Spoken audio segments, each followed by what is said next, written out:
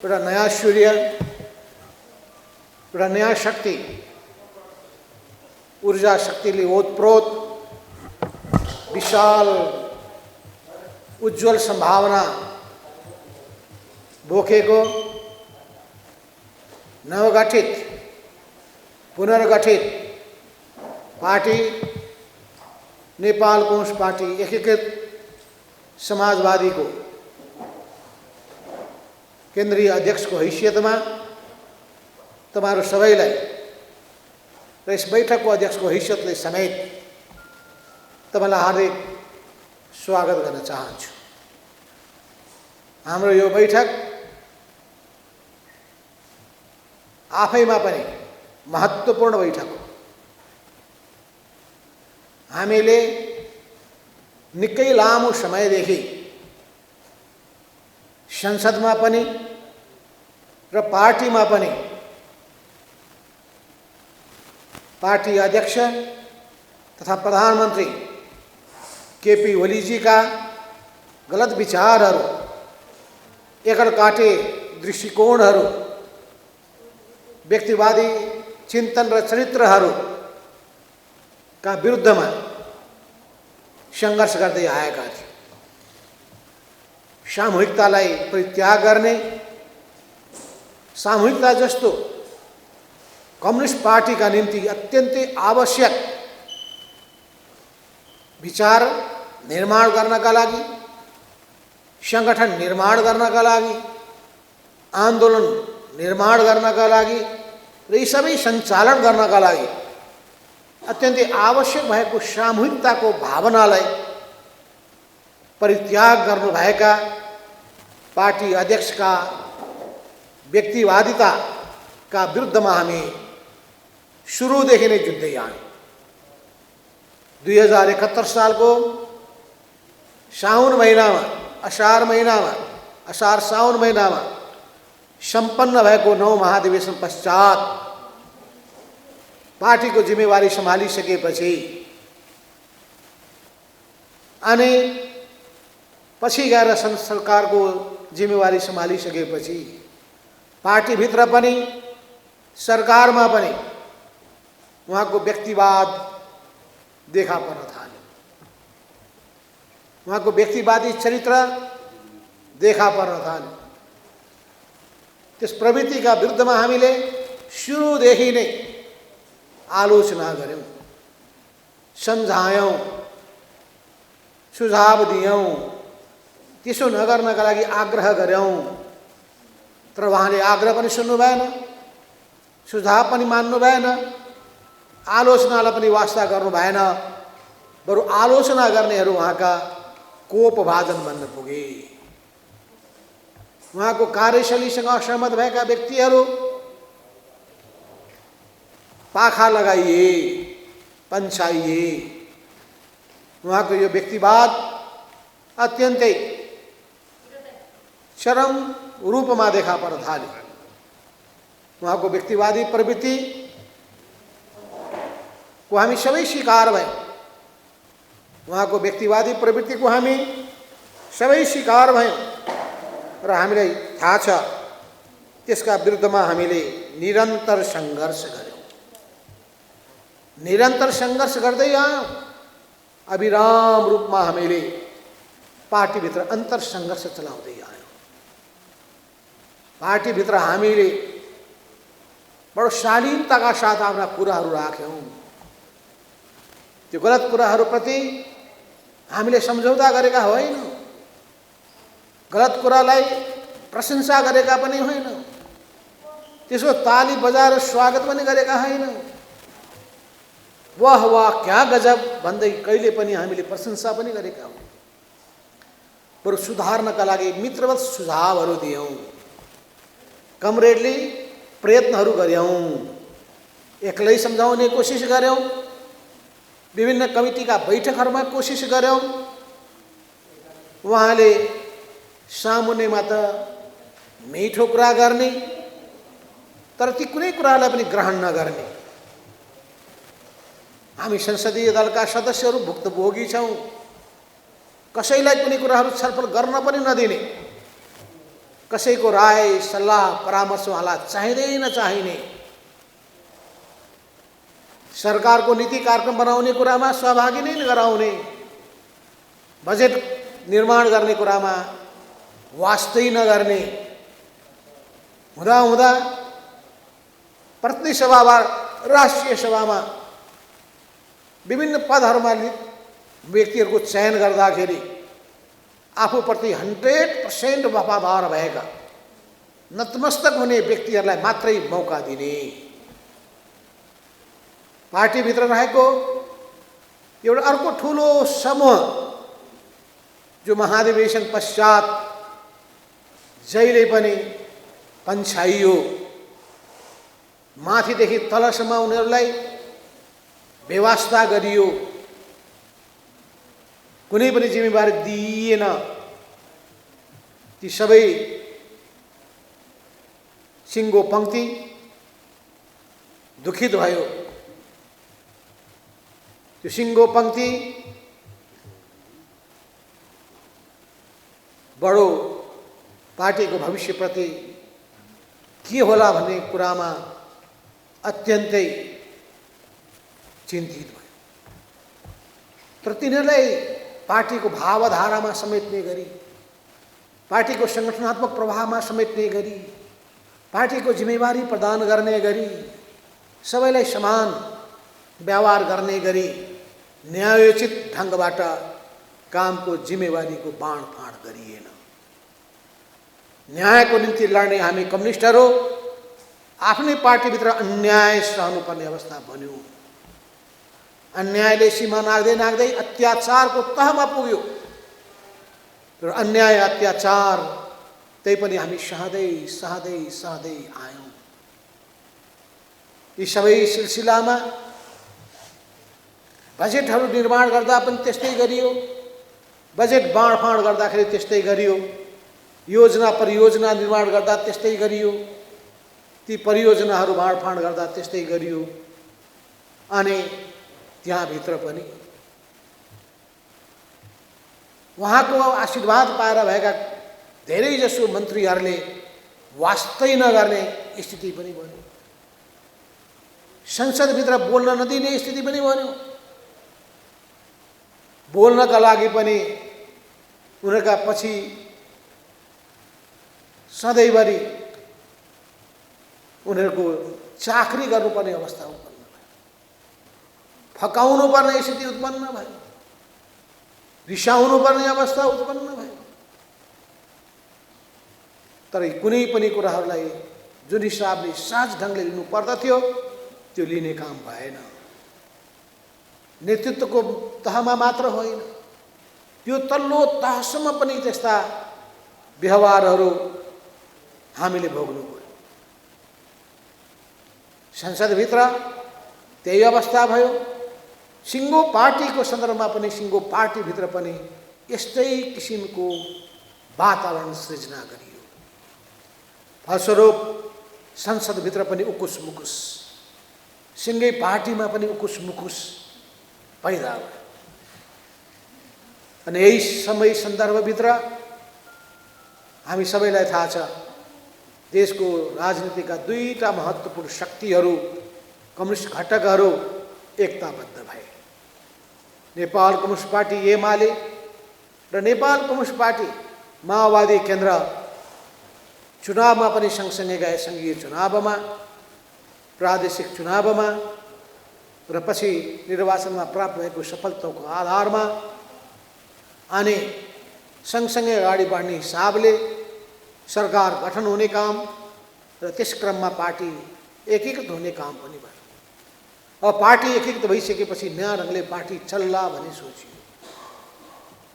अब त पार्टीमा पुराना चिजहरू जुन छन् एमालेमा रहेका ती सबै कमी कमजोरीहरूमा सुधार होला भन्ने सोचियो। तर सुरुदेखि नै आफूसँग असहमतहरूप्रति अत्यन्तै भेदभावपूर्ण, आग्रहपूर्ण व्यवहारहरू गर्न थाल्यो। सुरुदेखि नै विधि विधानलाई मिच्ने काम हुन थाल्यो। सुरुदेखि नै चरम व्यक्तिवादिता देखिन थाल्यो। अध्यक्षको पद त्यो यस्तो पद हुनु पुग्यो जसप्रति कसैले कुनै प्रश्न उठाउन नपाउने भयो। पार्टीको आफू नै सर्वै सर्वा ठान्ने प्रवृत्ति भयो। त्यसको निम्ति धेरै कुराहरू हामीले उठायौँ। पार्टीको अध्यक्ष पार्टीको नेतृत्व कमिटीभित्रको समान हैसियतको र पहिलो नम्बरको व्यक्ति हुन्छ। 7औं महाधिवेशनमा हामीले पार्टीको सबभन्दा पहिलो पदको व्याख्या गर्यौं कि ऑल आर इक्वल, सबै बराबर हुन्, but main leader is the first among the equal. यो अन्तर्राष्ट्रिय व्याख्या हो। पहिलो व्यक्ति हो, यस अर्थमा उसको हातमा विशेष जिम्मेवारी पनि दिइएको हुन्छ। किन उसले भनेपछि बैठक बस्छ, भनेपछि बैठक सकिन्छ, भने बमोजिम सहायता निर्णय हुन्छ। त्यस हुनाले त्यो विशेष अधिकार दिइयो। तर त्यो विशेष अधिकारलाई पनि चुनौती दिने प्रबन्ध पनि गरिएको थियो। कुनै कारणले गर्दाखेरि अध्यक्षले बैठक बोलाउन नमान्दाखेरि केन्द्रीय सदस्यहरूको यति सङ्ख्याले माग गरेको खण्डमा यति दिनभित्र बैठक बोलाउनै पर्छ भन्ने त्यो व्यवस्था पनि गरियो। र कमिटीभित्रको सिस्टममा जहिले पनि बहुमतको निर्णय पार्टीको निर्णय हुन्छ भन्ने सिस्टममा हामी गयौँ। पार्टीभित्र पार्टीको कमिटीभित्र बहुमतको निर्णय पार्टीको निर्णय हुन्छ। अल्पमतको कदर हुन्छ र अल्पमतको विचारलाई सम्मान गरिन्छ र बहुमतको निर्णयलाई सबैले स्वीकार गरेर पालन गरेर जानुपर्छ। हो यो मान्यता अनुसार हामी अगाडि बढ्नु पर्नेमा केपी ओलीले त्यो मान्यतालाई लत्याउनु भयो, व्यवस्था गर्नुभयो र सबै कामहरूमा यसको प्रभाव पर्न थाल्यो। यो सबै हुँदै हुँदै जाँदाखेरि विगतमा उहाँले पार्टी एकता गर्दाखेरि गरिएका सहमति, आलो पालो अध्यक्षता, 2 अध्यक्षको व्यवस्था र आलो पालो अध्यक्षता, त्यसपछि आधा कार्यकाल प्रधानमन्त्रीको, आफैले सही गरेको कागज जुन हामीलाई पनि थाहा थिएन, त्यो गोप्य रूपमा गरिएको सहमतिको पनि उहाँले पालना गर्नु भएन। अनि हुँदा स्थिति बिग्रदै गयो। उहाँको व्यक्तिवादिता हुर्किँदै गयो। उहाँमा रहेको पावरको भोग जाग्दै गयो। उहाँमा भएको निरङ्कुश प्रवृत्ति प्रकट रूपमा देखिन थाल्यो। यो सबै स्थितिले पार्टीभित्र गम्भीर अवस्था उत्पन्न गर्यो। उहाँको व्यक्तिवादी प्रवृत्ति त्यो दक्षिणपन्थी रुझानको रूपमा देखा पर्न थाल्यो। उहाँको उठबस साँठगाँठ दक्षिणपन्थी शक्तिहरूसँग हुन थाल्यो। उहाँले एउटा समयमा संसदभित्रको प्रमुख प्रतिपक्षसँग पनि उसलाई पनि हातमा लिने कोसिस गर्नुभएकै हो। शेरबहादुर देउवालाई हातमा लिन खोज्दा अनि उहाँको खास बेलामा खास टार्गेट हुन्छन्। त्यो टार्गेटलाई परास्त गर्नका लागि अरू सबैलाई उहाँले हात लिनुपर्छ। उहाँमा वामपन्थी दृष्टिकोणमा ठुलो विचलन आयो, क्रान्तिकारी दृष्टिकोणमा ठुलो विचलन आयो। उहाँले मित्रको रूपमा त्यसपछि दक्षिणपन्थी शक्तिहरूलाई लिन थाल्नु, विदेशी शक्तिहरूको भर पर्न थाल्नुभयो। तिनीहरूका सामु समर्पण गर्ने नीति अङ्गीकार गर्नुभयो, अख्तियार गर्नुभयो। फलस्वरूप एउटा प्रधानमन्त्रीको ओहदाबाट गर्नै नहुने त्यस्ता कामहरू गरेर कूटनीतिक मर्यादा विपरीतको काम पनि गर्नुभयो। राष्ट्रिय हितमा आघात पुग्ने किसिमका काम क्रियाकलापहरू पनि भए। अनि उहाँले जनता समाजवादी पार्टीको एउटा फ्याक्सनलाई अनि देशको राजनीतिमा दरबारिया शक्तिको रूपमा रहेको अर्को शक्तिलाई मित्र ठान्न पुग्नु। उहाँसँगको त्यो मित्रता निकटता एउटा बेग्लै गठबन्धनको रूपमा देखा पर्यो, त्यो दक्षिणपन्थी गठबन्धनको रूपमा आयो। यो सबै अवस्थाभित्र जब उहाँले आफ्नो पदमाथि चुनौती देख्नुभयो, पार्टीभित्रैबाट उहाँको पदमाथि उहाँको नजिक भएका सहयोद्धाहरूले नै, स्थायी कमिटीका सदस्य र सचिवालयका सदस्यहरूले नै प्रश्न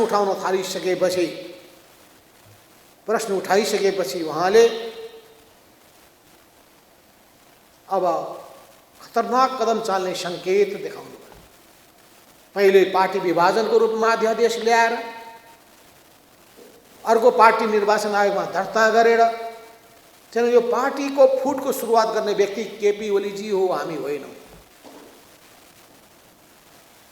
निर्वाचन आयोगमा दर्ता गर्न जाने को, कसले पठाउने व्यक्ति को, पार्टी विभाजनको अध्यादेश ल्याउने व्यक्ति को, बाटो खोल्ने को, यो के कुरा प्रश्न छैन। त्यसो हुनाले अब देशभरिमा अनेक किसिमका भ्रम पैदा गरिएका छन् भने यी सबै तथ्य तथ्याङ्क सहित, विवरण सहित हामीले जनताको माझमा, पार्टी कार्यकर्ताको माझमा जानुपर्छ। उहाँको मान्यता थियो, उहाँ भन्नुहुन्थ्यो, मेरो कुर्सी जसले ताक्छ उसले बुझोस्, त्यो कुर्सी दिने कुरा त छैन, त्यो कुर्सी म भाँचिदिन्छु। कुर्सी भाँचिदिन्छु भन्नुको मतलब त्यो प्रधानमन्त्रीको कुर्सी कसैलाई पनि दिन्न भन्न खोजेको, त्यो अध्यक्षको कुर्सी कसैलाई पनि दिन्न भन्न खोजेको हो। कुर्सी भाँचिदिन्छु अरूको लागि, म दिन्छु, यस्तो खालको प्रवृत्ति। जबकि त्यो कुर्सी ताक्दाखेरि हामीले कुर्सी छोडेका छौँ।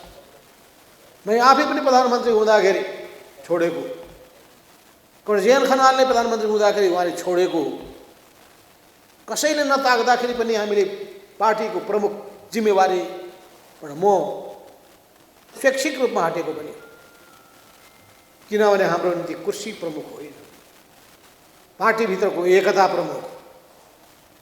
पार्टीलाई वैचारिक रूपमा एकताबद्ध बनाएर, सङ्गठनात्मक एकताबद्ध बनाएर अघि बढाएर लिएर जाने र सिङ्गो पार्टी पङ्क्तिलाई परिचालन गर्ने कुरा प्रमुख कुरा हो। पार्टी जहिले पनि अग्रगामी विचारको नेताको रूपमा देखा पर्नु पर्दछ, परिवर्तनकारी शक्तिको रूपमा देखा पर्नु पर्दछ, देशभक्त शक्तिको रूपमा देखिनु पर्दछ, जनप्रिय शक्तिको रूपमा देखा पर्नु पर्दछ, लोकप्रिय शक्तिको रूपमा देखा पर्नु पर्दछ। त्यो देखा कब पर्छ भने जब उसले काम गर्छ, व्यवहार गरेर देखाउँछ, तिनीहरूको नीति लिन्छ, त्यो नीति लागू गर्छ, तिनीहरूको कार्यक्रम तय गर्छ, कार्यक्रम लागू गर्छ, अनि जनताको मन र विश्वास जित्छ। देश र जनताका सामु गरेको निर्वाचन घोषणा पत्रको कमिटमेन्टलाई पुरा गर्नका लागि लागि पर्दछ। तर केपी ओलीले निर्वाचन घोषणा पत्रको प्रतिबद्धतालाई लागू गर्नु भएन। उहाँलाई के मुड चल्यो त्यही कुराको आधारमा चल्न थाल्यो। यो सबै चिजले गर्दाखेरि संसदभित्र पनि पार्टीभित्र पनि विशेष समस्या खडा गर्यो। आन्तरिक अन्तर्विरोध चर्किँदै गयो। यो चर्किँदै जाने क्रममा स्थिति कहाँसम्म उत्पन्न भयो भने उहाँले अब आफ्नो प्रधानमन्त्रीको पद धरापमा पर्ने भयो भनिसकेपछि ठ्याक्क अर्को कुर्सी भाँचिदिइहाल्नुभयो, प्रतिनिधि सभालाई भङ्ग गर्नु। संविधानले दिएको अधिकार एउटा सरकार सञ्चालन हुन सकेन भने त्यो प्रधानमन्त्रीले राजीनामा दिन्छन्। त्यो पार्टीभित्रको समस्या हो भने त्यहाँ भित्र विकल्प खोजिन्छ, तर पार्टीभित्रको विकल्प उहाँलाई कहिल्यै पनि मान्ने भएन। वामपन्थीहरूभित्रको विकल्प उहाँलाई कहिल्यै मान्ने भएन। म तपाईँलाई स्मरण गराउन चाहन्छु, उहाँ पहिलोपटक प्रधानमन्त्री भएको बेलामा जतिखेर नेकपा एमालेको बहुमत थिएन, अल्पमतमा थियो। एमाले र माओवादीको संयुक्त सरकार चलिरहेको थियो। संयुक्त सरकार चलिरहेको बेलामा पनि उहाँले सहमति गर्नुभएको थियो पुष्पकमल दाहाल नेकपा माओवादी केन्द्रका अध्यक्षसँग कि हामी दुईटैको बहुमत छैन, त्यसो हुनाले हामी आधा आधा कार्यकाल प्रधानमन्त्री भएर चलाउँ। त्यो सहमति उहाँले पालना गर्ने लक्षण देखाउनु भएन। पार्टी दुईटा अलग अलग थियो। त्यो लक्षण उहाँले देखाउनु भएन। त्यो लक्षण नदेखाइसकेपछि एमाले नेतृत्वको सरकार सङ्कटमा पर्ने अवस्था उत्पन्न भयो। सङ्कटमा पर्ने अवस्था भइसकेपछि, सरकार ढल्ने अवस्था भइसकेपछि उहाँहरूले मलाई स्मरण गर्नुभयो। मिटिङ बसिरहेको थियो बालुवाटारमा, 3 जनाको बीचमा प्रधानमन्त्री रहनुभएका केपी ओलीजी, अनि अर्का विष्णु पौडेल कमरेड र तेस्रो कमल थापा, 3 जना प्रधानमन्त्री निवासमा बसिरहेको बेलामा मलाई सम्झिनुभयो, मलाई बोलाउनु भयो र मलाई भन्नुभयो, कमरेड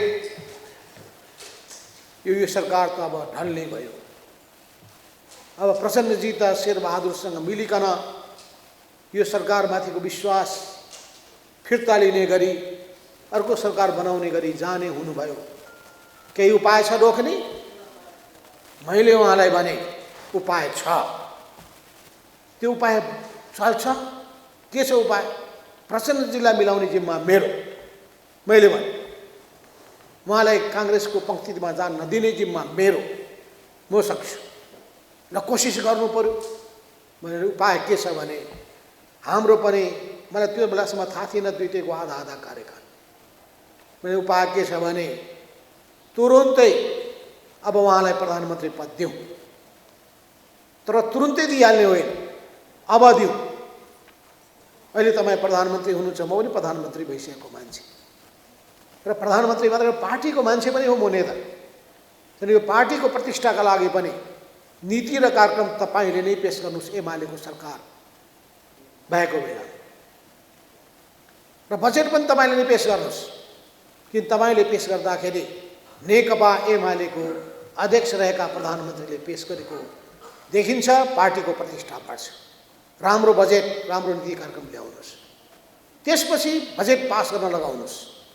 नीति कार्यक्रम पहिले पास गराउने, बजेट पास गराउने काम गर्नुहोस्। पास गरेको भोलिपल्ट प्रधानमन्त्रीको पद छोडिदिनुहोस्, प्रचण्डजीलाई दिनुहोस्। तबसम्म सम्झाउने बनाउने काम मेरो। तुरुन्त मैले फोन गरेँ प्रचण्डजीलाई, यसो यस्तो गर्ने, तपाईँ उतातिर नजानुहोस्, हुन्छ ल, तर विश्वास गर्ने कसरी भन्नुभयो। कुरा गराउँछु नि म, तपाईँलाई सामुन्नेमा कमिटमेन्ट गराउँछु भनेपछि तल सबै हामी बस्यौँ बालुवाटारको प्रधानमन्त्रीको निवासमा, र सबैको बिचमा उहाँले कमिटमेन्ट गर्नुभयो। र नीति कार्यक्रम र बजेट पास भइसकेपछि प्रधानमन्त्री तपाईँलाई, ल सबले ताली बजाए, खुसीले गदगद भए, सरकार जोगिने भयो भने। मैले भने प्रचण्डजी यो तपाईँलाई प्रधानमन्त्री बनाउने कुरा भए पनि मेरो एउटा गम्भीर प्रश्न छ। अहिले केपी ओली पार्टीका अध्यक्ष, हाम्रा अध्यक्ष, उहाँले जम्मा 8 महिना 9 महिना मात्रै प्रधानमन्त्री भएर चलाउनु भएको छ। अहिले पनि झन्डै 20-22 महिना बाँकी छ यो संसदको कार्यकाल। तपाईँले पाइँदैन 21 महिनासम्म बस्नु, तपाईँले आधा अवधि बस्नुपर्छ, आधा अवधि फेरि दिनुपर्छ। मैले भने उहाँले यसो सोच्नुभयो, हो त नि धेरै अवधि पो बस्नुपर्ने भएछ त। तपाईँले भने बमोजिमलाई आधा आधा, ल ठिक छ, फेरि एमालेकी प्रधानमन्त्री म दिन तयार छु भनेर भन्नुभयो। सहमति भयो। सहमति भइसकेपछि अनि नीति कार्यक्रम पनि आयो, पास पनि भयो, बजेट पनि आयो, पास पनि भयो। पास भइसकेपछि अब केपीले बिर्सिनुभयो पुरानो कमिटमेन्ट। अनि प्रचण्डजीले भन्नुभयो, होइन कहिले आउँछ प्रधानमन्त्री छोड्ने कुरा? प्रधानमन्त्री पद नपाएपछि तपाईँलाई निन्दै लाग्दैन? प्रधानमन्त्री पद चाहियो तपाईँलाई भनेपछि अपमानित फिल गरेर उहाँले सोझै जानुभयो, शेरबहादुरजीसँग सहमति गर्नुभयो। अरे नेपाली काङ्ग्रेस र माओवादीको संयुक्त सरकार बन्यो। केपी ओली मात्रै हट्नु भएन, सिङ्गो एमालेलाई सरकारबाट हटाइदिनु। चुनावको बेलामा वामपन्थी मिलेर सरकार चलाएको भए कि हामीलाई फाइदा हुने थिएन? तर उहाँले आफू नभएपछि कुर्सी भाँचिदिने, कसैको निम्ति पार्टीभित्र मौका नदिने मान्छे, त्यस्तो किसिमको माइन्डसेट भएको मान्छे, त्यो अनेक घटनाक्रममा त्यो देखा पर्दै जान थाल्यो। यो मैले प्रिन पृष्ठभूमि भने भन्दाखेरि उहाँ वचनको पक्का हुनुहुन्न, उहाँ इमान्दार हुनुहुन्न। उहाँको यस्ता कमिटमेन्टहरूबाट हाम्रो पार्टीका वरिष्ठ नेताको जेएन खनाल पनि पीडित हुनुहुन्छ। सबभन्दा बढी पीडित, धेरै प्रतिबद्धता पाएको र कमिटमेन्ट पाएको कमरेड वामदेव गौतम त प्रमाण र उदाहरण नै हुनुहुन्छ। अरू पनि धेरै मानिसहरू त्यसको निम्ति बोल्नलाई तयार हुन्छ हो, यस्ता धेरै कमिटमेन्ट गर्नुहुन्छ, तर उहाँले ती सबै कुराहरू बिर्सिनुहुन्छ किनभने उहाँ वचनको पक्का र इमान्दार हुन्। उहाँका बोली अभिव्यक्तिहरूले सबैलाई पीडा दिने गर्दथे। कहिले पनि अरूको अनुभव विचारहरू कहिले पनि सुन्नुहुन्नथ्यो। पूर्व प्रधानमन्त्रीहरू हामी छौँ, हाम्रो पनि अनुभव लिनुहोस् भन्दाखेरि लिनै चाहनुहुन्नथ्यो। उप प्रधानमन्त्रीहरू छन्, मन्त्रीहरू छन्, यिनीहरूको अनुभवहरू लिनुहोस् भन्दाखेरि कसैको अनुभव उहाँलाई नचाहिने। उहाँले जे बोल्यो त्यो ब्रह्मवाक्य हुनुपर्ने, उहाँले बोलेको कुरामा सबैले ताली बजाउनु पर्ने, आँखा चिम्लेर समर्थन गर्नुपर्ने। भ्रष्टाचारका केसहरू त्यत्तिकै उदाङ्गिनै थाले, सुशासनका सबै मान्यताहरू खण्डित हुन थाले, बिस्तारै पार्टी अलोकप्रियताको ओह्रालोमा खस्न थाल्यो। पार्टीको यो अवस्था देखेर हामी धेरै चिन्तित भयौँ। धेरैचोटि उहाँलाई सम्झायौँ, तर उहाँ अहिलेसम्म पनि भन्नुहुन्छ मभन्दा लोकप्रिय धरतीमा कोही जन्मेकै छैन, मैले बहुत राम्रो काम गरेको छु। महालेखाको प्रतिवेदन पढ्नुहोस् त, अहिले भ्रष्टाचारका ती कीर्तिमान बारेमा त्यहाँ लेखिएका ती अंशहरू पढ्नुहोस् त, तपाईँ पाउनुहुन्छ कि ओम्नी भ्रष्टाचारका प्रकरण मात्रै होइन, नेपाल ट्रस्टको जग्गामा हुने भ्रष्टाचार मात्र होइन, अनि विभिन्न टी स्टेटका भ्रष्टाचार मात्र होइन, यस्ता भ्रष्टाचारका बोइङ काण्डका भ्रष्टाचार मात्र होइन। यसको कहिले पनि उहाँले जाँच गर्न गम्भीरताका साथ लिने आवश्यकता महसुस गर्नुभयो। अनि यी सबै वाहियात कुरा हुन् भनेर उहाँ भन्नु। यदि उहाँ साँच्चै यी सबै कुरामा जोडिएको होइन भने उहाँले किन डिफेन्ड गर्नु पर्थ्यो? निष्पक्ष छानबिन गर्ने कुरामा किन बाधा खडा गर्नु पर्थ्यो? त्यसो हुनाले देशमा गलत प्रवृत्तिहरू हुर्किएर जानेछन्, गलत प्रवृत्ति बोक्नेहरू तिनीहरू हाबी हुँदै जानेछन् भनेर भन्दाखेरि पनि उहाँले वास्तै गर्नुभयो। यी सबै स्थितिले गर्दाखेरि पार्टीभित्र धेरै ठुला समस्याहरू सृजना हुन थाले। एकातर्फ कार्यकर्ताहरूमाथिको भेदभाव, पार्टी गतिशील, पार्टी पुरै ठप्प भएको स्थिति, कमिटी नै नबनेको र चल्नै नसकेको अवस्था, भएका कमिटीहरू पनि त्यत्तिकै नामको कमिटी मात्रै भएको स्थिति, अरू कसैको कुनै पनि भूमिका नभएको हुनाले पार्टी झन्डै मृत प्राय अवस्थामा पुग्यो। र जब कुनै कमिटी पार्टी शिथिल हुन्छ भने, शरीर शिथिल भइसकेपछि, शरीरमा शक्ति, जीवन शक्ति भएन भने बिस्तारै त्यो शरीर अब अन्तिम दिशातर्फ जान्छ र मान्छेको जसरी समाप्ति हुन्छ, जीवनको शेख हुन्छ, त्यसै पार्टी जीवनको पनि शेख हुन्छ। पार्टी जीवन त्यो दिशामा जान थाल्यो। यो सबै अवस्थाले गर्दाखेरि पार्टीलाई फेरि जीवन्त बनाएर लैजानलाई अनेक सहमतिहरू भए, कार्यदलहरू बने, कतिपय अध्यादेशहरू फिर्ता गर्नका लागि कमिटमेन्टहरू भए, तर बैठकको निर्णय उहाँले मान्नु भएन, बैठकै बोलाउन मान्नु भएन, भइहाल्यो भने बहस गर्न दिनु भएन, बहस चल्न थाल्यो भने बैठक छोडेर हिँड्न थाल्नुभयो, बिचैमा बैठकहरू रोक्न थाल्नुभयो। यी सबैले गर्दाखेरि पार्टीमा गम्भीर अवस्था उत्पन्न भयो। यस्तै अवस्थामा उहाँले जब आफ्नो प्रधानमन्त्री पद निकै ठुलो धरापमा परेको देखिसकेपछि प्रतिसभा भङ्ग गर्नुभयो, एकलौटी रूपमा भङ्ग गर्नुभयो। भङ्ग गर्न पाउने अधिकार मेरो हातमा छ भन्न थाल्नुभयो। मनमोहनजी अधिकारीकोसँग जोड्नुभयो कि मनमोहन अधिकारीले एक्लै गएर खुसुक्क भङ्ग गरेको हो। पार्टीको बैठकमा बसेर हामीले छलफल गरेका हौँ। ठिक गरे पनि बेठिक गरे पनि मनमोहन अधिकारी कमरेडको अध्यक्ष र प्रधानमन्त्री कमरेड केपी मनमोहन अधिकारीको यहाँ एक्लो दोष होइन, हो हामी सबैको। जब अविश्वासको प्रस्ताव पेश भइसकेपछि प्रदेश सभा भङ्ग गर्नुहुन्थ्यो कि हुँदैन थियो भन्ने प्रश्न उठे। यो सबै अवस्थाभित्र त्यसलाई जोडेर पहिले पनि त भङ्ग भएको थियो, अहिले पनि भङ्ग गरियो भने त्यसलाई जबरजस्ती त्यसको औचित्य पुष्टि गर्न सकिँदैन थियो। र यो संविधानले पनि त्यो अनुमति दिँदैन थियो।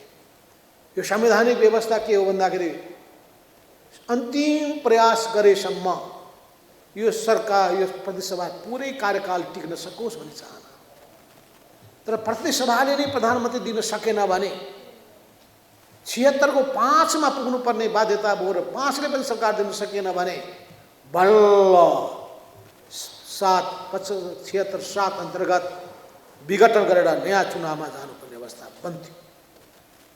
सर्वोच्च अदालतको पहिलो फैसलाले यो प्रश्न पार्यो, तर उहाँले कीर्तिमान कायम गर्नुभयो। एउटै कार्यकालमा एउटा प्रधानमन्त्रीले 2 पटक प्रतिसभा विघटन गर्नुभयो। यसरी उहाँले प्रतिगामी कदम चाल्नुभयो। त्यो प्रतिगामी कदम चालेर देशमा अस्थिरता निम्ति आउनुभयो। कोरोना महामारीको प्रकोप बढेको बेलामा त्यो बजेटको व्यवस्था, जनताको जीवन र स्वास्थ्यको निम्ति खर्च गर्नुपर्नेमा बजेट त्यता चुनावतर्फ खन्याएर देशलाई आर्थिक रूपमा निकै ठुलो समस्यामा पार्ने र कोरोना महामारीको बीचमा चुनाव हुन सक्ने अवस्थामा देशलाई दुर्घटनामा पुर्याउने दिशातर्फ उहाँले धकेल्नुभयो। तर सर्वोच्च अदालतले त्यही बेलामा ठिक निर्णय गरेको हुनाले प्रतिसभा फेरि बिउतियो। तर दुर्भाग्य फागुन 11 2077 मा प्रतिसभाको पुनर्स्थापना भइसकेपछि फागुन 23 गतेको दिनमा 2 पार्टी बीचको एकतालाई अस्वीकार गरिदिएर फेरि 2टा पार्टी पूर्ववत अवस्थामा फर्किनुपर्ने स्थिति बन्यो। त्यो अवस्थामा एकताबद्ध भइसकेका हामीहरू फेरि आफ्नो पार्टीमा फर्कौँ भनिसकेपछि केपी ओलीले पार्टीभित्रका अल्पमतको सङ्ख्यामा रहेका निकै ठुलो सङ्ख्यामा भएका केन्द्रीय कमिटीका सदस्यको निम्ति ढोका बन्द गरिदिनु। तपाईँलाई सबैलाई थाहा छ कि फागुन 28 गते उहाँले एकलौटी रूपमा बैठक बोलाउनु भयो र कुनै सूचना दिनु भएन। हिजो म उहाँको भिडियो सुन्दै थिएँ।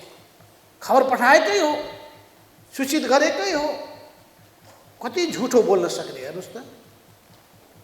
सूचित गर्ने कुरामा ममा अलि सङ्कीर्णता आएको हो, झोक चलेको हो भनिदिए पनि भयो नि। झुठो बोल्ने, बोलाएकै हो भन्नुहुन्छ। हामी केन्द्रीय कमिटीका सदस्यहरू यहीँ छौँ, मोबाइल बिग्रेको होला तपाईँहरूको भन्दिनु, एउटाको पो मोबाइल बिग्रिन्छ भने यतिसम्म झुटो बोल्न सक्ने मान्छे यो पार्टीको अध्यक्षको कुर्सीमा विराजमान भनेपछि उहाँले ढोका बन्द गरिदिनु भयो र जाऊ तिमीहरूबाट पार्टी विभाजनको अर्को कदम चाल्नु। पार्टी विभाजनको पहिलो कदम के थियो? नेकपा, नेपालको नेकपालाई विभाजित गरिदिने पहिलो कदम उहाँले चालेको। कहिले चाल्नुभयो? पुस 5 गते प्रतिसभाको विघटन गरेर 6 गते 7 गते बसेको बैठकमा उहाँले एकलौटी बैठक बोलाएर केन्द्रीय कमिटीको सदस्य सङ्ख्यालाई 441 लाई 556 मा पुर्याउनु भयो। पदाधिकारीलाई विभिन्न पदबाट निष्कासन गरिदिनु भयो। 556 लाई अझै बढाएर उहाँले 1179 बनाइदिनु भयो। 1179 लाई बढाएर उहाँले 1501 मा पुर्याउनु भयो। यो सबै अवस्था उहाँले पार्टी विभाजनको पहिलो काम गरेको होइन। यो कुरालाई म स्मरण गराउन चाहन्छु तपाईँहरूलाई। पहिलो विभाजनको कदम उहाँले चाल्नुभयो। त्यसपछि फेरि दोस्रो नेकपा एमालेलाई विभाजन गर्ने कदम फागुन 28 गते चाल्नुभयो। पहिले नेकपालाई विभाजन गर्ने, दोस्रो नेकपा एमालेलाई विभाजन गर्ने। त्यो भइसकेपछि हामी बाध्य भयौँ। त्यही पनि हामीले कोसिस गऱ्यौँ फागुन 28 गतेको त्यो कदमलाई फिर्ता लिनुहुन्छ कि भनेर आग्रह गऱ्यौँ। चैत्र 2 गतेको दिनमा हामीले वार्ता गऱ्यौँ। त्यो वार्तामा भन्नुभयो केपी ओली अगाडि बढिसकेपछि पछाडि फर्किन जान्दैन। तपाईँहरू आउनुहोस्, चैत्र 7 गतेको बैठकमा आउनुहोस्, चैत्र 3 गतेको चियापानमा आउनुहोस्, चिया खानुहोस्, रमाउनुहोस्, गुलियो पनि खानुहोस्, बिस्कुट पनि खानुहोस्। के बिस्कुट नखान नपाएर, गुलियो खान नपाएर चिया खानका लागि बालुवाटारमा जाने कुरा हुन्छ? 7 गते टेलिभिजनबाट दिएको सूचनाको आधारमा अनि 28 गतेको निर्णय त्रुटि नसचिएर अनि जाने कुरा हुन्छ? एकीकृत अवस्थामा रहेको नेकपाको 9 बैठक बसेको थियो। त्यसपछिको 10औं र 11औं बैठक एकै दिन उहाँले फागुन 28 गते आयोजना गर्नुभयो। दमादम केन्द्रीय कमिटीमा थपिएका व्यक्तिहरू, पूर्व माओवादीबाट आएका व्यक्तिहरूलाई राखेर उहाँले सङ्ख्या बढाउनु भयो। 23 जनालाई केन्द्रीय कमिटीमा थपिदिनु भयो, स्थायी कमिटीमा ल्याउनु भयो। एकपछि अर्को निर्णय गरेर हामी सबैलाई पुरै पन्छाउनु भयो।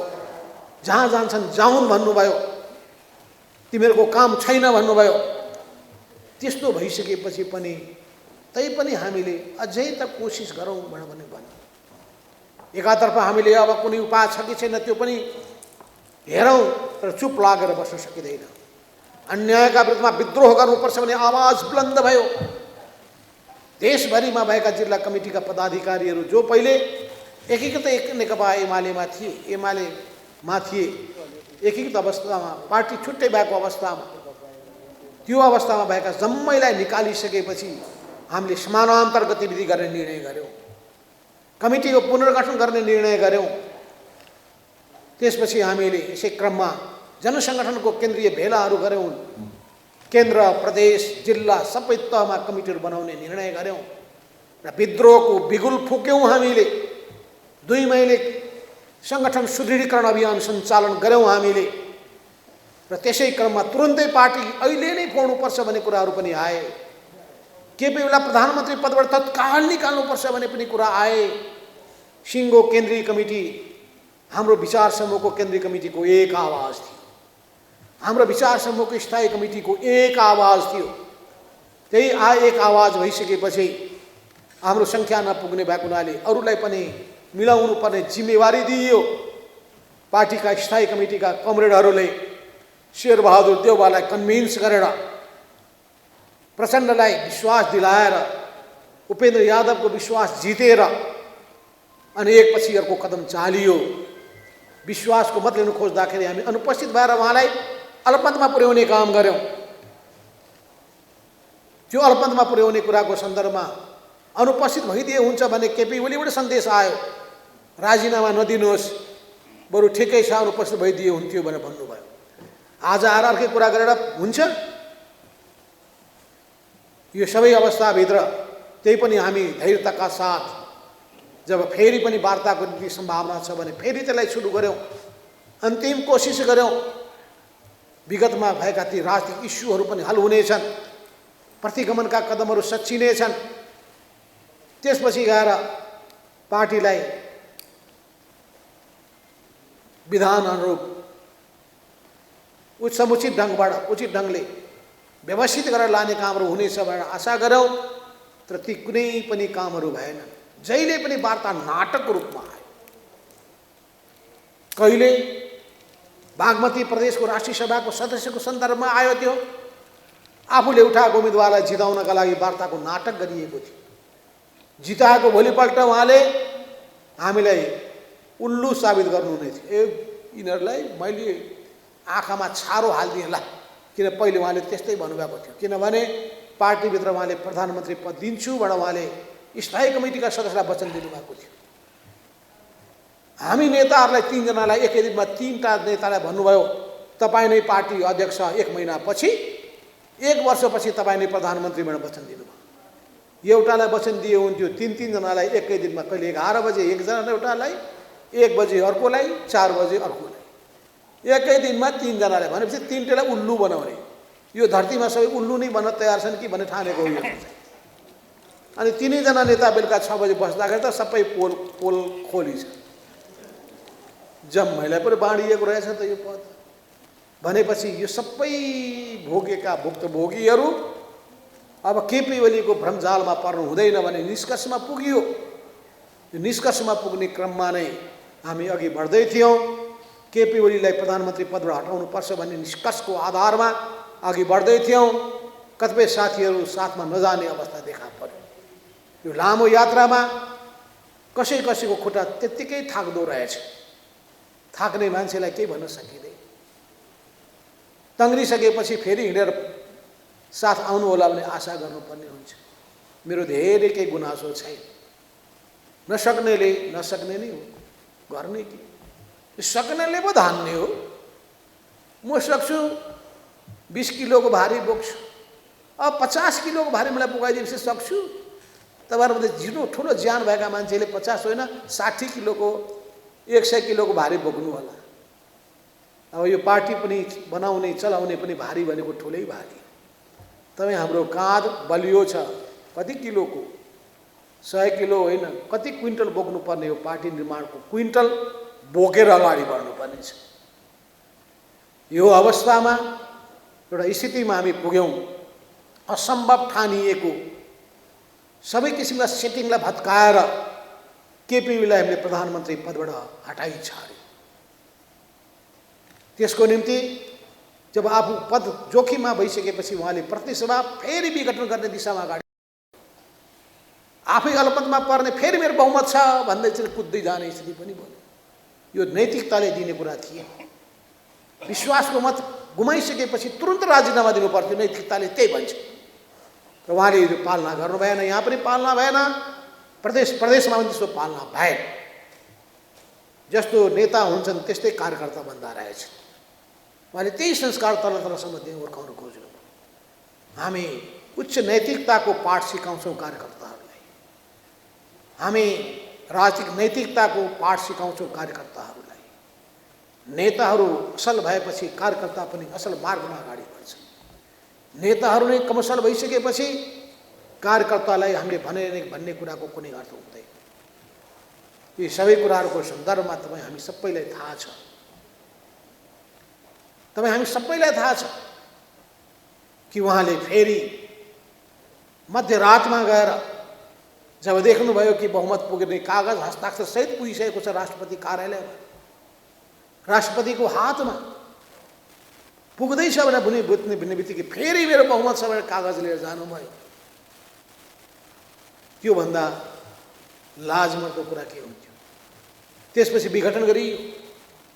सर्वोच्च अदालतमा हामी गयौँ। सर्वोच्च अदालतमा भौतिक उपस्थिति सहित हामीले शनाखत गरेर भन्यौँ यही हो नागरिकता, यही फोटो, यही भएको मान्छे हामी हौँ, सांसद हामी हौँ भनेर हामीले भन्यौँ। र 143 कति 146 जनाको हस्ताक्षर हामीले सर्वोच्च अदालतमा बुझायौँ, हस्ताक्षर गऱ्यौँ। त्यो गरेर भन्यौँ कि संसदको बहुमत, प्रतिसभाको बहुमतहरूको समर्थन शेरबहादुरलाई प्रधानमन्त्रीमा छ। 76-5 अन्तर्गत त्यो हामीले विश्वास दिलायौँ। त्यसमा पठाइयो, संसदको अधिवेशन बस्यो। त्यो बेलामा हस्ताक्षर गर्ने कतिपय कामहरूको अनुपस्थिति भयो।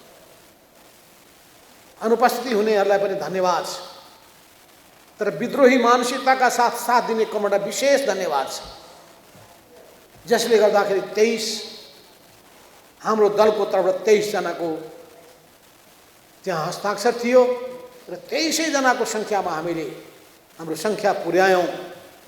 22 जना उपस्थित भएर र 1 जना कमरेड जीवन खनालले वक्तव्य जारी गरेर यस रूपमा हाम्रो शान र हाम्रो मान रह्यो। तर पनि 11 जना कमरेडले अनुपस्थित भइदिएर कमसेकम उहाँले के देखाइदिनु भयो भने केपी ओलीको यो फेरि प्रतिगामी कदमको पक्षमा हामी छैनौँ भन्दै उहाँहरूले सिङ्गो सङ्ख्या 34 जनाले केपी ओलीको कदमलाई साथ दिन मान्नु भएन। केपी ओलीको सङ्ख्या घट्दै घट्दै गएर विश्वासको मत लिने बेलामा 93 मा खस्केको थियो, त्यो अझै झरेर 83-82 मा आइपुग्यो। यो सबै कसको कारणले? उहाँ आफ्नो कारणले भने ठान्नुहुन्न। मेरो कहीँ न कहीँ मेरो तौर तरिकामा, मेरो कामको तरिकामा ठुलो कमजोरीले गर्दाखेरि, मेरो बानी बेहोरामा रहेको कमजोरीले गर्दाखेरि, सञ्चालनमा रहेको कमजोरीले गर्दाखेरि भएको हो कि भन्ने उहाँले ठान्नु भएन। किन ठान्नु भएन भने उहाँको चिन्तनमै प्रब्लम थियो। जब चिन्तनमा प्रब्लम भइसकेपछि आचरणलाई ठिक ढङ्गले हेर्न सकिँदैन। मान्छेको चिन्तनमा विचलन भइसकेपछि आफ्नो आचरणलाई उसले ठिक जस्टिफाई गर्दो रहेछ। त समस्या कहाँ थियो? त्यो व्यवहार कहाँबाट आयो? उहाँको चिन्तनमा भएको समस्याले आयो। चिन्तनमा भएको समस्या, उहाँमा मार्क्सवादबाट टाढा हटिसक्नु भएको थियो, लैनवादी सिद्धान्तबाट टाढा हटिसक्नु भएको थियो, सामूहिकताको भावनाबाट टाढा हटिसक्नु भएको थियो, व्यक्तिवादको एउटा चुलीमा चढ्नु भएको थियो, म नै सर्वेसर्वा ठान्न पुग्नु भएको थियो, मै पार्टी मै सरकार भन्ने मान्यताबाट चलिरहनु भएको थियो। हो यी सबै चिजले पार्टीमा समस्या, संसदमा समस्या, देशमा समस्या, सरकारमा समस्या, सबै क्षेत्रमा समस्याहरू सृजना हुँदै गएका हो। यस्तोले गर्दा सारा सबै पीडित भए। पार्टीका कार्यकर्ता नेताहरू पीडित भए, सांसदहरू पीडित भए, समाज पीडित भयो, सबैले उनको हुर्मत सहनु पर्यो। ती सम्मानित अदालतका न्यायाधीशहरू पनि बाँकी रहनु भएन, पूर्व प्रधान न्यायाधीशहरूलाई पनि बाँकी राखिएन, ती पुराना सम्मानित हाम्रा कानुन व्यवसायीहरू कोही बाँकी हुनु रहेनन्, नागरिक समाजका कोही व्यक्तिहरू बाँकी रहेनन्, मिडियाका कोही व्यक्तिहरू बाँकी रहेनन्, समाजको कुनै बौद्धिक व्यक्ति तबकालाई पनि उहाँले छोड्नु भएन। सबैलाई उहाँले अपमान गर्नुभयो, निन्दा भस्म गर्नुभयो, मान मर्दन गर्नुभयो। उहाँको मान मर्दनका शब्दहरू एक एक सुन्ने हो भने बारदलीमा बोलेका कुरा मात्रै होइन, गरेका कामको तमासाको कुरा मात्रै होइन, बालुवाटार छोडेर आफ्नो निवास जाँदाखेरिको त्यो जुलुस भन्नुहुन्छ कि के भन्नुहुन्छ, त्यो कहिले बाँदर नाच हामीले देख्नु पर्यो, कहिले बारदली नाच पनि हामीले सुन्नु पर्यो, देख्नु पर्यो। यो सबै हुँदा कहिले काठमाडौँ जिल्ला कमिटीका ती प्रवचनमुखी भाषण पनि हामीले सुन्नु पर्यो। पुष्पलाल दिवसदेखि लिएर पार्टी स्थापना दिवससम्म, पार्टी भवनको शिलान्यासदेखि लिएर यी कुनै पनि ठाउँमा उहाँले गरेका गाली गलौजहरूको श्रृङ्खलालाई राम्ररी हामीले एकैवटै पुस्तिकाको रूपमा नकारात्मक पाठका प्रत्यक्ष प्रमाणहरूबाट छाप्यौँ भने मान्छेले नकारात्मक एउटा दस्तावेजको रूपमा त्यो पाउन सक्नुहुन्छ। उहाँका शिष्यहरू, उहाँका पक्षपोषकहरूले बोलेका एक एक शब्द हेर्नुहोस् त, जस्तो गुरु त्यस्तै चेला भनिन्छ। उनका मुखबाट निस्केका बाणीहरू सुन्नुहोस् त तपाईँ, कस्तो संस्कारहीन बोली छ, वचन छ, व्यवहार छ, स्टेटसहरू छन्। यो सबै चिजले गर्दाखेरि पार्टीभित्रको सिङ्गो वातावरण नै धमेलिएर गयो। अब आज एकताको अन्तिम रूप हुन्छ भनियो, उहाँले वचन दिनुभयो र पार्टीलाई हामीले त्यही ढङ्गले चलाउँ। प्रस्ताव अगाडि सार्नुभयो, लिखित रूपमा पनि प्रस्ताव आए, भोलिपल्ट त्यसलाई उहाँले अस्वीकार गर्नुभयो। खालि उहाँका सबै वार्ता कति 10 बुद्धि हुन् या कुनै पनि हुन्, ती सबै जाल झेल के थियो भन्दाखेरि सर्वोच्च अदालतको फैसलालाई प्रभावित पार्ने, हाम्रा प्रत्येक कदमहरूलाई असफल बनाउने, अनि असफल बनाइसकेपछि त्यसपछि अनि हुर्मत लिने। इमान्दारिता उहाँमा देखिएन, इमान्दारिता देखिएन, पार्टी प्रतिको निष्ठा देखिएन, आन्दोलनप्रतिको समर्पण देखिएन, त्यसको निम्ति उदारता देखिएन, सबैलाई समेटेर जाने चाहना भावना देखिएन। यो सबै अवस्थाले गर्दाखेरि पार्टी एउटा यस्तो दुर्घटनाको बिन्दुमा पुग्न थाल्यो। कसैको भनाइ के छैन, पार्टी फुटाउन त उहिले हामीले भनेका हौँ, भनेका मात्रै होइनन्, हाम्रा नेताहरूले नै पार्टी फुटाउनका लागि अर्को पार्टी दर्ता पनि गरिदिएका हुन्। निर्वाचन आयोगमा दर्ता भएर राखिएको पार्टी पनि कसले खोलेको भन्दा फल्नाले भनेर सबैले थाहा पाएका छन्। तर अहिले नै औपचारिक रूपमा पार्टी फुटाउनु हुँदैन, किनभने यत्रा जनप्रतिनिधिहरू हुनुहुन्छ, उहाँहरूको भविष्य के हुन्छ भन्ने चिन्ताले गर्दाखेरि हामीले उचित समयको प्रतीक्षा गरिरहेका छौँ। एउटा समय आयो जब कानुनी रूपमा वैधानिक रूपमा हामीले आधार पाउने भयौँ। त्यो आधार पाउने अवस्थाभित्र त्यसपछि हामीले सङ्ख्या पुर्याउने अवस्था देखिसकेपछि, केन्द्रीय कमिटीको आवश्यक सङ्ख्या तयार भइसकेपछि, सांसदहरूको पनि साथ सहयोग समर्थन पाउने अवस्था देखिसकेपछि, सिङ्गो पार्टी पङ्क्तिको विशाल समर्थन पाउने अवस्था देखिसकेपछि, विद्रोही चेत र भावना भएका, इज्जत र सम्मानका निम्ति, देश र जनताको मुक्तिका निम्ति, समाज परिवर्तनका निम्ति, रूपान्तरणका निम्ति लागि परेका इमान्दार जुझारू कार्यकर्ताको साथ सहयोग र समर्थन पाउने अवस्था भइसकेपछि हामीले अब पार्टीबाट भारत विद्रोह गर्नुपर्छ भन्ने निष्कर्षमा पुग्यौँ। एमालेको पुनर्गठन गर्नुपर्छ भन्ने निष्कर्षमा पुग्यौँ। एमाले एउटा विद्रोह गर्ने र कम्युनिस्ट पार्टीमा पुनर्गठनको नयाँ अध्याय सुरु गर्ने हामीले सोच्यौँ। कसैले व्याख्या गर्ने गरेका छन् कि नयाँ पार्टीको त कुनै भविष्य छैन भन्ने गरेका छन्, कि नयाँ पार्टी त चल्दैन, कहिले चलिआछ भनेर भन्छन्। म प्रश्न सोध्न चाहन्छु कि रायमाझीको नेतृत्वमा भएको त्यो पार्टी, त्यही पार्टीभित्र बसेको भए त्यो पार्टीलाई क्रान्तिकारी धारमा लान सकिन्थ्यो? 14 सालमा दोस्रो महाधिवेशनमा त्यो नेतृत्वमा आएको केशरी रायमाझीको पार्टीले उहाँको नेतृत्वमा दक्षिणपन्थी बाटो समात्यो, किसान आन्दोलनको विरोधी भयो, पार्टीको क्रान्तिकारी धारलाई भुत्ते बनायो। हुँदा गएर जब बहुदलीय व्यवस्थालाई बन्देज लगाइसकेर निर्दलीय निरङ्कुश पञ्चायती व्यवस्था लादिसकेपछि अनि त्यो पञ्चायती व्यवस्थालाई समर्थन गर्न पुगेको केशरजंग रायमाझीको त्यो कदमका विरुद्धमा विद्रोहको बिगुल फुकियो। त्यो बेलामा पनि विद्रोहको बिगुल फुकेकै हो, विघटनकै विरुद्धमा, व्यवस्थाका विरुद्धमा थियो। र अहिले पनि व्यवस्थाका विरुद्धमा नै कदम चालिएको, संवैधानिक व्यवस्थाका विरुद्धमा कदम चालिएको, संघीयताको विरुद्धमा कदम चालिएको हो, समावेशिताका विरुद्धमा कदम चालिएको हो, धर्मनिरपेक्षताका विरुद्धमा कदम चालिएको हो, भौगोलिक अखण्डताका विरुद्धमा कदम चालिएको हो, नेपाली नागरिकहरूको सम्मान, नेपाली नागरिकहरूको राष्ट्रपतिको निष्ठाका विरुद्धमा कदम चालिएको हो र स्वतन्त्र परराष्ट्र नीति विरुद्धको कदम चालिएको हो। यी सबै विरुद्धको कदमका विरुद्धमा हामी दृढताका साथ उभियौँ। राष्ट्रियताको हितका लागि, लोकतन्त्रको हितका लागि, सामाजिक न्याय र सामाजिक आर्थिक रूपान्तरणको, सांस्कृतिक रूपान्तरणको निम्ति, समाजको परिवर्तनका निम्ति हामीले एउटा क्रान्तिकारी कदम चाल्नुपर्ने आवश्यकता महसुस भयो। जसरी पुष्पलालले सुरु गर्नुभयो, विद्रोह गरेर क्रान्तिकारी पार्टी बनाउनु। पुष्पलालले क्रान्तिकारी पार्टी नबनाएको भए सिङ्गो आन्दोलन विसर्जित हुने थियो। जसरी रायमाझीको पार्टी विसर्जित भएर गयो, उहाँको नेतृत्वको त्यो पार्टी समाप्त भएर गयो। त्यसो हुनाले पुष्पलालले बहुत क्रान्तिकारी कदम चाल्नु भएको थियो। तर क्रान्तिकारी कदम चाल्ने, विद्रोह गर्ने उहाँ मात्रै एक्लो नेता होइन। मनमोहन अधिकारीले पनि विद्रोह गर्नुभयो र अर्को समूह बनाउनु, मोहन विक्रमले पनि विद्रोह गर्नुभयो र अर्को समूह बनाउनु भयो, तुलसीलालले पनि विद्रोह गर्नुभयो र अर्को समूह बनाउनु भयो।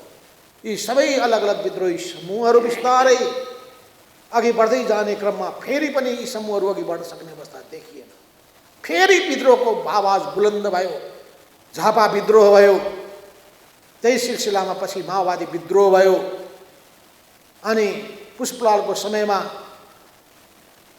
त्यो हाम्रो बुटवल माने लुम्बिनी अञ्चलमा के भन्छन् त्यसलाई, हरेभरे सङ्घर्ष भयो।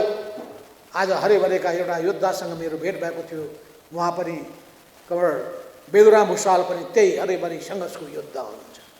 झापा विद्रोहका नेता हुनुहुन्छ कमर मुकुन्द नेपाली, यहीँ हुनुहुन्छ। झापा विद्रोह र विद्रोही भावनाबाट हामी अगाडि बढेका हौँ, हामी नै हौँ त्यो बेलाका विद्रोहीहरू। अनि त्यही विद्रोहको झन्डा बुलन्द गर्दै मदन भण्डारी, जीवराज आश्रित, मोदनाथ प्रसिद्ध जस्ता योद्धाहरू अगाडि बढ्नुभयो। त्यही विद्रोहको झन्डा बुलन्द गर्दै जेएन खनाल लगायतका नेताहरू, यता पुष्पलालबाट विद्रोह गर्ने वामदेव गौतम जस्ता योद्धाहरू, यता मोहनचन्द्र अधिकारी जस्ता योद्धाहरू, यी सबै योद्धाहरू अगाडि बढ्नुभयो। यी सबै अगाडि बढ्ने क्रममा त्यसपछि कोअर्डिनेसन केन्द्र बन्यो, एमाले बन्यो। एमाले बन्ने क्रममा नै मनमोहन समूहसँग एकता भयो, पुष्पलाल समूहसँग एकता भयो, सबै समूहलाई समेट्ने कामहरू भयो। समेट्दै हामी गयौँ। उतातिर माओवादी विद्रोहीहरू अगाडि बढे, उनीहरू पनि देशको राजनीतिमा स्थापित हुन थाले। 51 सालको निर्वाचनमा हामीले जुन विजय प्राप्त गरेका थियौँ, त्यो विजयले एउटा नयाँ उदाहरण प्रस्तुत गर्यो, लोकप्रिय सरकार प्रदान गर्यो, पार्टीको र आन्दोलनको लोकप्रियता बढेर गयो। पछि माओवादी विद्रोहले गर्दा र शक्तिको रूपमा उदायो। हामीले 51 सालमा त्यो उदाहरण पेश गरेका थियौँ भने 64 सालमा माओवादीले एउटा कीर्तिमान निर्वाचन परिणाम प्राप्त गरेको थियो। यी दुईटै जब एकताबद्ध हुने अवस्थामा पुग्यो, झन्डै 2/3 अवस्थामा हामी 2074 सालको निर्वाचनमा पुगेका थियौँ। त्यसैले एकता नै शक्ति हो। अवश्य पनि एकताको बाटोबाट हामी विचलित हुने छैन। विभाजन हाम्रो चाहना होइन। शरीरभित्रका फोहोर मैलालाई जति हटाइयो, कोठाभित्र कसिङ्गरलाई जति फालियो, कोठा त्यति सफा हुन्छ, शरीर त्यति शुद्ध हुन्छ, पार्टी त्यति नै शुद्ध हुन्छ।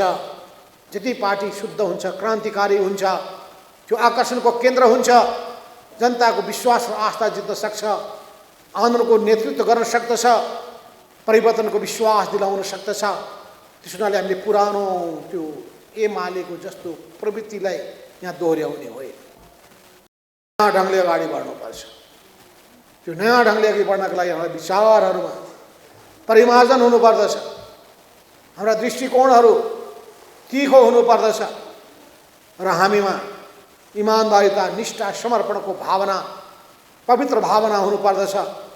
त्यही भावनाका साथ सेवा, देश राष्ट्रप्रतिको समर्पण भाव, जनताप्रतिको समर्पण भावका साथ परिवर्तनको सङ्कल्प बोकेर अगाडि बढ्नुपर्छ।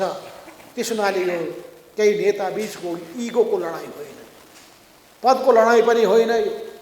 फेरि पनि म भन्न चाहन्छु, युवा पुस्ताले नै भोलि जिम्मेवारी लिने हो। त्यसैको निम्ति तपाईँहरू आफूलाई योग्य, सक्षम बनाउँदै जानुहोस्, आन्दोलनमा तिखारिँदै जानुहोस्। सङ्गठनात्मक गतिविधिदेखि लिएर वैचारिक सङ्घर्षमा, आन्दोलनको मोर्चादेखि लिएर जनपरिचालनको क्षेत्रमा जनविश्वास प्राप्त गर्नेदेखि लिएर कम्युनिस्ट पार्टीले स्थापना कालमा उठाएको झन्डा, 6 सालमा उठाएको त्यो राष्ट्रियता, लोकतन्त्र र जनजीविका र सामाजिक न्यायको झन्डालाई बुलन्द गर्दै अगाडि बढ्नुहोस्। समाजमा भएका जम्मै विकृति, विसङ्गतिहरू, गरिबी, अभाव, बेरोजगारी, असमानता, भेदभाव, छुवाछुत, महिला हिंसादेखि लिएर जातीय जति पनि दमन उत्पीडन छन्, गरिबहरूमाथिको शोषण, अन्याय, अत्याचार यसलाई समाप्त पार्नका लागि न्यायपूर्ण समाज, समतामूलक समाज निर्माण गर्ने महान अभियानलाई पुरा गर्नका लागि हामी एकताबद्ध भएर अगाडि बढ्नुपर्छ। यो एकताको हाम्रो सन्देश हो। तर अहिले नै हामीहरू कुनै पार्टीसँग एकता गर्न गइरहेका छैनौँ। पार्टी एकता हुने छैन भने प्रश्न पार्न चाहन्छु, म कतिचोटि भन्नुपर्छ, प्रश्न पार्न चाहन्छु। यही सन्देश जाओस् मिडियाको माध्यमबाट। किन कसैले के भन्ने गरेका छन् भने अरूको टाङ मुनि छिर्न गइरहेका छन्, अरूको कार्यकर्ता बन्न गइरहेका छन्, तुरुन्तै अर्को पार्टीमा समाहित भएर विलिन हुन गइरहेका छन्। त्यो सबै वाहियात प्रचार हो।